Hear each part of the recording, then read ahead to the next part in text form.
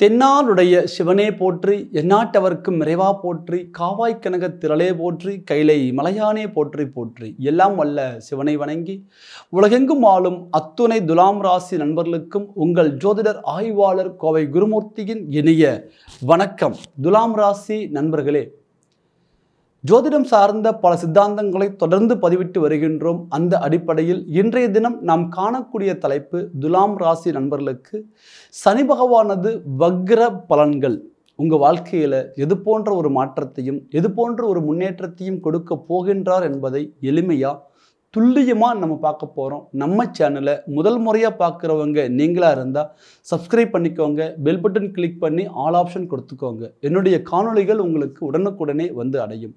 துலாம் ராசி நண்பர்களே, காலச்சக்கரத்தில் 7ஆம் ராசியாக வரக்கூடியவங்க தான் நீங்கள்.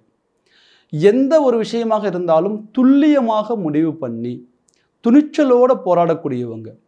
யாருக்கும் தலகுனிந்திடக்கூடாது, யார் முன்னாலேயும் அவமானப்பற்றக்கூடாது. வாழ்க்கையில் பிறந்த பிறப்புக்கு ஏதாவது ஒரு அர்த்தமுள்ள ஒரு காரியம் சாதிக்கணும், வாழ்க்கையில் ஜெயிச்சு காமிக்கணும், எதிரிக்கு முன்னாடி வாழ்ந்து காமிக்கணும். இந்த வைராக்கியம் துலாம் ராசிக்கே உரித்தானது. காரணம் என்ன கேட்டிங்கன்னா, சுக்கிர பகவான் அசுர குலத் தலைவன், அசுர குரு என்று சொல்லக்கூடிய சுக்கிர பகவான் உங்களுடைய ராசிக்கு அதிபதி. எல்லா ராசினருக்குமே பொன் பொருள் மண் மனை வண்டி வாகனம் ஆஸ்தி ஆடம்பர சேர்க்கை அனைத்தையும் கொடுக்கக்கூடிய சுக்கிர பகவான் உங்களுடைய ராசிக்கு அதிபதியாக வருவார். ஆனால் மற்றவர்களுக்கு கொடுத்த செல்வமும் செல்வாக்கும் நமக்கு கொடுத்துருக்குறாங்களான்னு பார்த்தீங்கன்னா, ஒரு 10ல் ஒரு 5 பேருக்கு அது கிடைச்சிருக்கலாம். மீதி 5 பேர் இன்னைக்கு வரையுமே போராட்டமாக தான் இருக்கும். காரணம் ஏன் சார், என்னுடைய ராசிக்கு அதிபதியாகிய சுக்கிர பகவானே எனக்கு ஏன் அந்த நல்லது பண்ணலை, எதனால் எனக்கு பண்ணலை அப்படின்னா, உங்கள் ராசிக்கு அதிபதியாக வரக்கூடிய அதே சுக்கிர பகவான் உங்களுக்கு அவர் அஷ்டமாதிபதியாகவும் வருவார், 8ஆம் அதிபதியாகவும் வருவார். அப்போது இந்த ராசியில் பிறந்தாலே ஒரு அவமானம், ஒரு தலைக்குனிவு, ஒரு விரயம், ஒரு கண்டம், ஒரு போராட்டம், இது எல்லாமே ஏதோ ஒரு காலத்தில் அந்த ராசினருக்கு கிடைக்கணுங்கிறது விதி.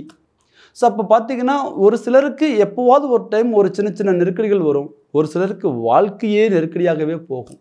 இதில் ஆண்கள் தொழில் ரீதியாக பாதிக்கப்பட்டு, பொருளாதார ரீதியாக பாதிக்கப்பட்டு, தன்னுடைய ஒரு சுய மரியாதையை காப்பாற்றிக்க முடியாமல், கௌரவத்தை காப்பாற்றிக்க முடியாமல், கடன் மேல் கடன் பட்டு கடன்காரனுக்கு ஒரு பதில் சொல்ல முடியாமல் பாதிக்கப்பட்டவங்க நிறைய பேர்.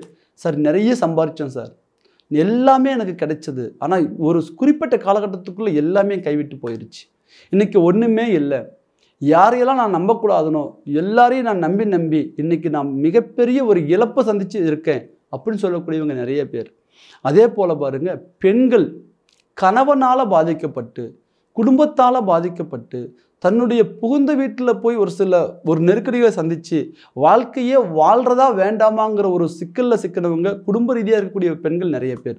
உத்தியோகத்துக்கு போகிற பெண்கள் பாருங்கள், உத்தியோகத்தையும் சரியாக பார்த்துக்க முடியாமல், குடும்பத்தையும் சரியாக கவனிக்க முடியாமல், தன்னுடைய உடல் ஆரோக்கியத்தை கூட கரெக்டாக பார்த்துக்க முடியாமல், அடுத்தவர்களுக்காகவே வாழ்ந்து, அடுத்தவர்களுக்காகவே தன்னை அர்ப்பணித்து, தன்னுடைய குடும்பத்துக்காக, தன்னுடைய உறவுக்காக, தன்னுடைய தொழிலுக்காக தன்னை அர்ப்பணித்து, தன்னுடைய உடல்நிலை கூட இன்றைக்கி ஒரு நல்ல நிலையில் இல்லை, மனநிலையும் நல்ல நிலையில் இல்லை, எல்லாமே ஒரு நெகட்டிவாகவே இருக்குது அப்படிங்கக்கூடிய இக்கட்டான சூழ்நிலைக்கு தள்ளப்பட்டவங்க நிறைய பேர்.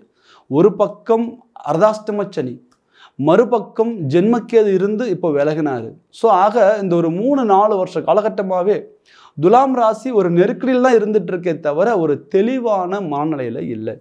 யாரோ ஒரு சிலருடைய ஜாதக முறைப்படி லக்ன பலம், திசை பலம், புத்தி பலம், கோச்சார கிரகங்களுடைய பலம் இதனால் சாதிச்சிருக்கலாமே தவிர பெரும்பாலும் துலாம் ராசி நண்பர்கள் ஒரு சில நெருக்கடிகளும் சிரமங்களும் தாண்டி தான் வந்துட்டு இருக்காங்க. ஸோ அப்படி இருக்கக்கூடிய ஒரு காலகட்டத்தில் இந்த காலச்சூழ்நிலை ஒரு மாற்றத்தை கொடுக்குமா? எல்லாருக்கும் எல்லா காலமும் கெட்ட காலமே அல்ல, எல்லாருக்கும் எல்லா நேரமும் கெட்ட நேரமே அல்ல. ஸோ கெட்டவர்கள் வாழ்வதும் வாழ்ந்தவர்கள் கெடுவதும் ஒரு சில கிரக அமைப்புகளால் மட்டுமே முடியும். அதில் பெரும்பங்கு இந்த துலாம் ராசியை யார் வாழ வைப்பாங்க அப்படின்னா சனி பகவான் மட்டுமே.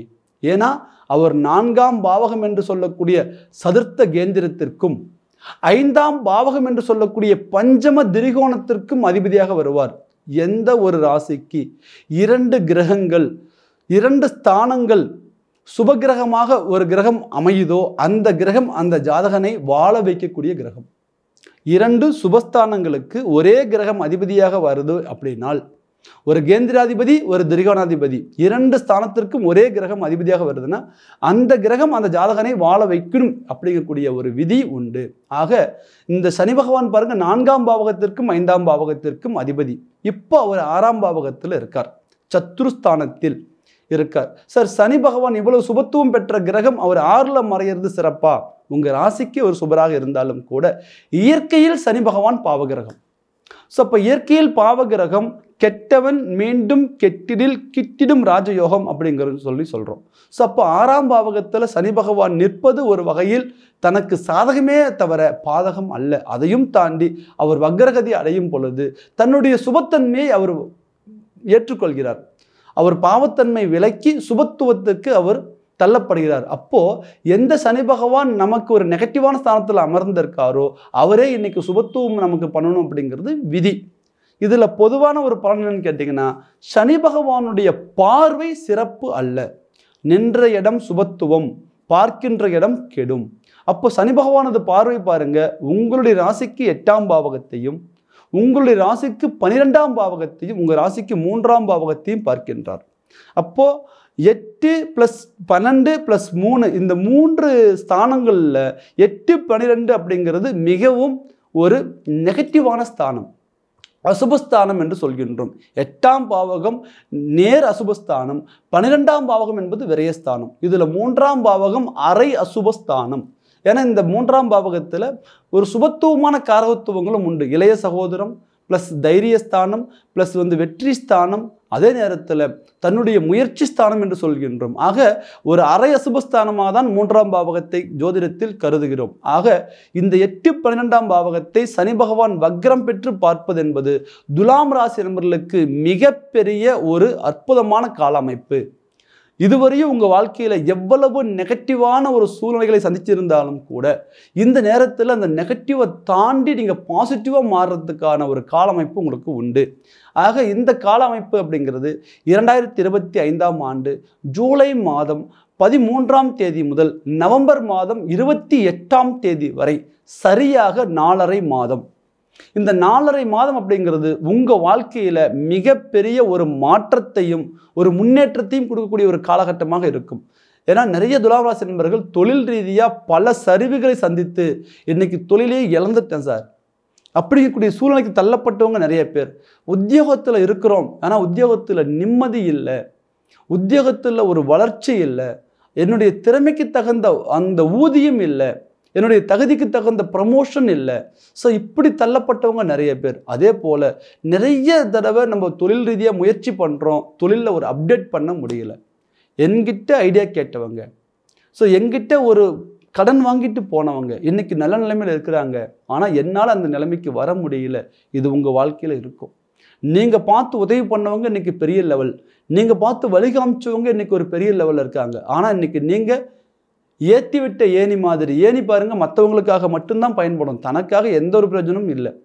ஏற்றி விட்ட ஏணி பார்த்தீங்கன்னா ஒரு ஓரத்தில் இருக்குங்கிற மாதிரி நீங்கள் உங்கள் வாழ்க்கையில் இன்னைக்கு ஒரு ஓரத்தில் தான் இருக்கிறீங்க.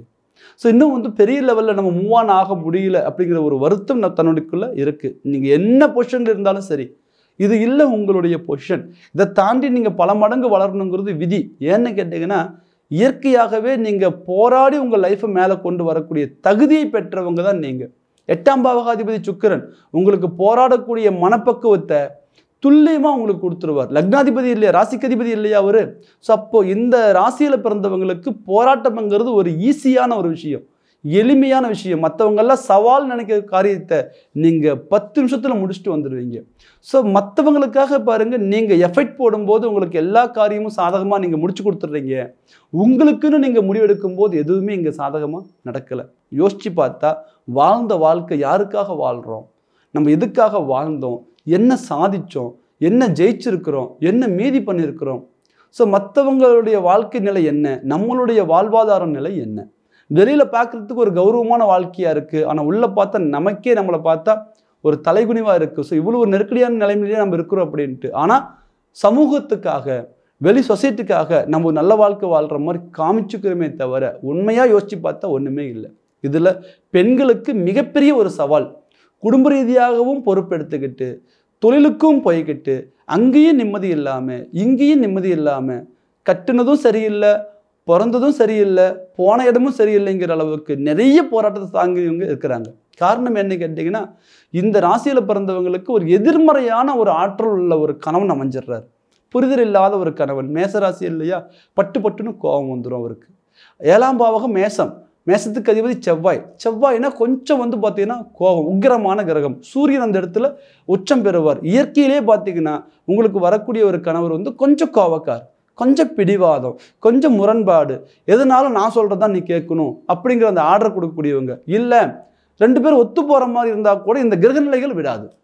சார் அவர் நல்லவர் தான் சார், ஆனால் இப்போ தான் இப்படி பண்ணுறாரு அப்படிங்கிற ஒரு சூழ்நிலை. சார் என்னுடைய மனைவி நல்லவங்க தான், ஆண்களாக இருந்தால் மனைவி நல்லவங்க தான், ஆனால் இப்போ தான் இப்படி பண்ணுறாங்க, ஏன்னே தெரியல அப்படிங்கக்கூடிய ஒரு மாற்றத்தை கொடுத்துரும். அதுவும் குறிப்பாக ஜென்மத்தில் கேது ப்ளஸ் 7ஆம் பாவகத்தில் ராகு இருக்கும்போதெல்லாம் இந்த வாழ்க்கையே வேண்டாம், எங்கேயாவது போயிடலாம் அப்படிங்கக்கூடிய ஒரு நிலைக்கு தள்ளப்பட்டவங்களாம் நிறைய பேர் இன்னைக்கு வரையும் விட்டுட்டு வெளியில் போகவும் முடியாமல், வீட்டிலேயே நிம்மதியாக வாழவும் முடியாமல் ஒரு மனப்போராட்டத்தில் ஆண்கள் பெண்கள் இருபாலருமே இருக்கிறீங்க. உங்களுடைய குடும்ப ரீதியான பிரச்சனைகள் இந்த நேரத்தில் சரியாகும். ஸோ இந்த சனி பகவான் பாருங்க, 6ஆம் பாவகத்திலிருந்து 8ஆம் பாவகத்தை பார்ப்பது என்பது மிகப்பெரிய தடங்கல்கள் நீங்கும். உங்கள் வாழ்க்கையில் என்னென்ன தடங்கல்கள் இருக்கோ அத்தனை தடங்களும் தீரக்கூடிய ஒரு கால அமைப்பாக இந்த அமைப்பு இருக்கும். ஸோ அதே நேரத்தில் உடல் ரீதியாக இருந்த நோய் நொடிகள் இந்த நேரத்தில் தீரும். சனி பகவான் 8ஆம் பாவகத்தை பார்க்கின்றார், நோய் நொடிகள் தீரும். அதையும் தாண்டி 12ஆம் பாவகத்தை பார்க்கின்றார், சுப விரயங்கள் இந்த நேரத்தில் நடக்கும். ஒரு வீடு கட்டணும்னு நினைக்கிறேன் சார், கண்டிப்பாக இந்த நேரத்தில் கட்டுவீங்க. ஒரு பூமி வாங்கணும்னு நினைக்கிறோம், ரொம்ப நாள் கனவு, எல்லா சொத்தும் போயிருச்சு, புதுசாக ஒன்று உருவாக்கலாம்னு நினைக்கிறோம், கண்டிப்பாக உருவாக்குவீங்க. அதே நேரத்தில் வெளிநாடு போகணும்னு நினைக்கிறோம், வாய்ப்பே கிடைக்க மாட்டேங்குது, இந்த நேரத்தில் கிடைக்கும். உங்களுடைய முயற்சிகளை பலப்படுத்துங்க. சார் ஆல்ரெடி வெளிநாட்டில் தான் இருக்கிறோம், வாழ்க்கை நிம்மதி இல்லை, சந்தோஷம் இல்லை, தொழில் ரீதியாக முன்னேற்றம் இல்லை, உத்தியோகத்தில் ஒரு உயர்வு இல்லை, ஊதியத்தில் ஒரு உயர்வு இல்லை, ஏன்டா அப்ராடு வந்துன்னு வருத்தப்படுறோம். அதே மாதிரி இந்த வாழ்க்கை நமக்கு தேவையான ஒரு முடிவு கூட ஒரு சில நேரத்தில் எடுத்துட்டோம் சார். அப்படிங்கக்கூடிய நெருக்கடிகளை இந்த நேரத்தில் அழகாக சரி பண்ணுவீங்க. உங்களுக்கான ஒரு வாழ்க்கை அயல் நாட்டில் நீங்கள் இருந்தாலும் மிக பிரபலமாக நீங்கள் வளரக்கூடிய ஒரு வாய்ப்புகள் உண்டு. உங்களுக்கான வெற்றி இந்த நேரத்தில் கிடைக்கும். ஸோ அதை தாண்டி இந்த தருணத்தில் சனி பகவான் 3ஆம் பாவகத்தை பார்க்கின்றார். இந்த 8ஆம் பாவகம் மைனஸ் ஆகிறதும் 12ஆம் பாவகம் மைனஸ் ஆகிறதும் உங்களுக்கு ஒரு சில காரிய தடங்களை நிவர்த்தி பண்ணுறதும் இந்த 3ஆம் பாவகத்தின் அடிப்படையில் இருந்து நடக்கும். ஏன்னா முயற்சி ஸ்தானம். ஸோ இந்த நேரத்தில் நீங்கள் எதை சார்ந்த ஒரு முயற்சி எடுக்கிறீங்களோ அந்த முயற்சிகள் உங்களுக்கு அழகாக கைக்கூடி வரக்கூடிய ஒரு வாய்ப்புகள் உண்டு. ஸோ இந்த 3ஆம் பாவகத்தை சனி பகவான் மட்டும் பார்க்கல, குரு பகவானும் பார்க்கின்றார். ஸோ இந்த குரு பகவானது பார்வை அவருடைய நேரடி 7ஆம் பார்வையாக 3ஆம் பாவகத்தை பார்க்கின்றார். உங்களுடைய முயற்சி இந்த நேரத்தில் தொழில் ரீதியாக இருந்து விட்டால் மிகப்பெரிய வளர்ச்சி சாதிக்கணுங்கிற ஒரு வாய்ப்பு இந்த நேரத்திலிருந்து உருவாகும். அரசு பணி உறுதியாகும். யாரெல்லாம் பார்த்தீங்கன்னா அரசு பணிக்காக முயற்சி பண்ணுறீங்களோ இந்த நேரத்தில் உறுதியாகும். கான்ட்ராக்ட் பேஸில் வேலை செஞ்சுட்டு இருக்கேன் சார், எங்களுக்கு ஒரு பர்மனன்ட் ஜாப் கிடைக்குமா? கண்டிப்பாக கிடைக்கும். இதில் குறிப்பாக அப்ராடில் பிஆர் கிடைக்குமா? கண்டிப்பாக அந்த நேரத்தில் பிஆர் கிடைக்கக்கூடிய ஒரு வாய்ப்புகள் உண்டு. சார் குழந்தைகளுக்கு ஒரு நல்லது பண்ணணும்னு நினைக்கிறோம், ஆனால் பண்ண முடியல. ஏன்னா துலாம் ராசியில் பிறந்தவங்களுக்கு ஒரு மிகப்பெரிய ஒரு சவால் என்னன்னு கேட்டிங்கன்னா அவங்களுடைய குடும்பத்தை ஹேண்ட் பண்ணுறதை விட குழந்தைகளுடைய வளர்ச்சிக்காக பாடுபடுறது. ஏன்னா குரு பகவான் தான் புத்திரகாரகன், அவர் 6ஆம் அதிபதியாக வந்துடுவார். இந்த ராசியில் பார்த்திங்கன்னா பிறந்தவங்களுக்கு தன்னுடைய குழந்தைகளை எதிரியாக மாறக்கூடிய ஒரு வாய்ப்புகள் கிடைக்கும். குரு பகவான் நமக்கு சாதகம் இல்லாத ஒரு கிரகம். சுக்கிரனுக்கு குரு பகை, ஆனால் அவர் தேவகுரு. ஸோ இவர் அசுரகுருங்கிறதுனால குழந்தைங்களே தனக்கு எதிரியாக ஒரு காலகட்டத்தில் மாறிடுவாங்க. சார் அவங்க சொல்கிற பேச்சு கேட்க மாட்டேங்கிறாங்க, அவங்க எது சொன்னாலும் நமக்கு பிடிக்கவே மாட்டேங்குது. அப்பா மகனுக்குள்ள ஒரு உறவு முறை இல்லை, அம்மா மகளுக்குள்ள ஒரு உறவு முறை இல்லை, குடும்பமே பார்த்திங்கன்னா அவ்வளோ அன்பாக அந்யோன்யமாக இருந்த குடும்பம் இன்றைக்கி அப்படியே பிரிஞ்சு போய் நிற்கிறோம். ஸோ கண்டிப்பாக குரு 9ஆம் பாவகத்தில் இருக்கார். அவருடைய 9ஆம் பார்வையாக உங்கள் ராசிக்கு 5ஆம் பாவகத்தை பார்க்கின்றார். குழந்தைகளுக்கான வளர்ச்சிகள் உண்டு. ஸோ நிறைய இடத்துல பாருங்கள் இதற்கு எதிர்மறையாக நடந்துடும். குழந்தைங்களாம் சொல் பேச்சு கேட்குறாங்க சார், ஆனால் அவங்களுக்கான வளர்ச்சி இல்லை, அவங்களுக்கான கல்வி அமையலை, அவங்களுக்கான வாழ்க்கை அமையலை, அவங்களுக்கான உத்தியோகம் அமைய மாட்டேங்குது. நாங்கள் அவங்களுக்காகவே பாடுபடுறோம், ஆனால் பெருசாக ஒன்றும் ஒரு மாற்றம் நடக்கலை. கண்டிப்பாக உங்களுடைய குழந்தைகளுக்கு இந்த நேரம் ஒரு மிகப்பெரிய ஒரு மாற்றத்தையும் ஒரு முன்னேற்றத்தையும் உருவாக்கக்கூடிய ஒரு காலமைப்பாக இந்த காலமைப்பு இருக்கும். தொழில் ரீதியாக நல்லது நடக்கும். அதே நேரத்தில் திருமாங்கல்ய தடை இருந்தால் நிவர்த்தி ஆகும். புத்திரபாகிய தடை இருந்தால் நிவர்த்தி ஆகும்.